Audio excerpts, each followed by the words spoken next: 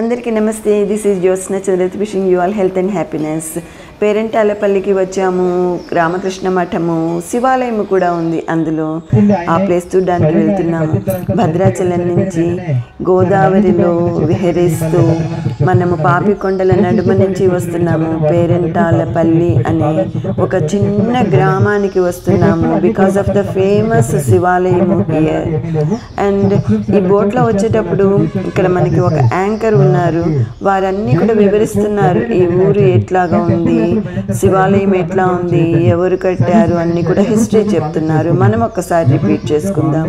ఒక సాధువు ఎన్నో సంవత్సరాలు ఇక్కడ తపస్సు చేసి ఈ లోకాన్ని విడిచి వెళ్ళారు.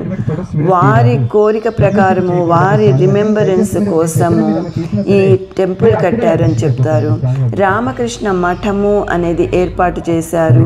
ఆ క్యాంపస్లోనే శివాలయము కూడా ఉంది. ఈ శివాలయం స్పెషాలిటీ ఏంటంటే నో ఫోటోగ్రఫీ. చాలా చిన్న టెంపుల్ కానీ చాలా పవర్ఫుల్ టెంపుల్ అని చెప్తారు. మొబైల్ ఫొటోస్, వీడియోస్ అస్సలు తీయడానికి వీల్లేదు.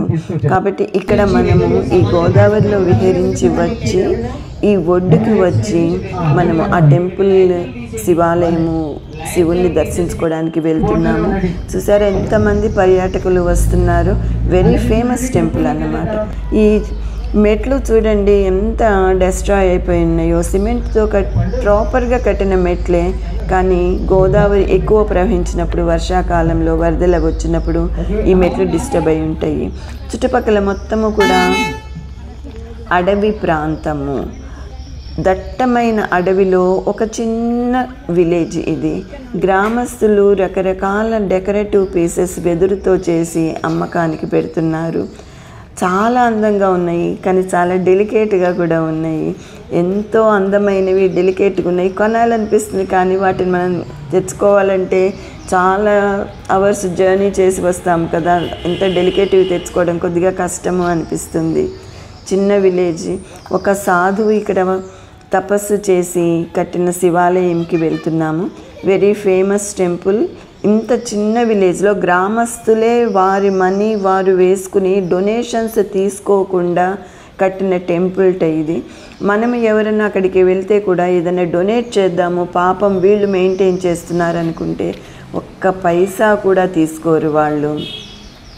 ఇక్కడ స్పెషాలిటీ ఇంకొకటి ఉంది. అదేంటంటే కొండల్లోంచి కోనల్లోంచి ఒక జల ప్రవాహం వస్తూ ఉంటుంది. చాలా చల్లటి వాటరు, వెరీ టేస్టీ వాటరు. ఎన్నో ఔషధ గుణాలు కూడా ఉన్నాయని చెప్తారు. ఎన్నో చెట్ల వేళ్ల మధ్య నుంచి ప్రవహించే ఈ జల ప్రవాహానికి మంచి మెడిసినల్ క్వాలిటీస్ ఉన్నాయని అందరూ ఆ వాటర్ని కూడా తాగుతూ ఉంటారు. ఎంతో పవిత్రమైనది. ఈ రామకృష్ణ మఠంలోకి వెళ్ళిన తర్వాత శివాలయం దర్శించుకుంటాము. శివుడు ఎంతో అందంగా ఉన్నాడు. చాలా మంచి డెకరేషన్, ఎన్నో రకరకాల రంగుల పూలతోటి అలంకరించబడి ఉన్నాడు.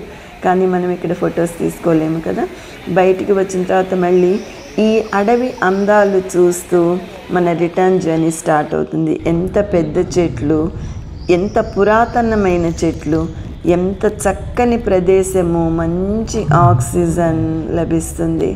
ఎంతో ఆరోగ్యంగా ఉండటానికి ఉపయోగపడే అవకాశం ఇక్కడ ఉంది. So let's meet in another video. Thank you.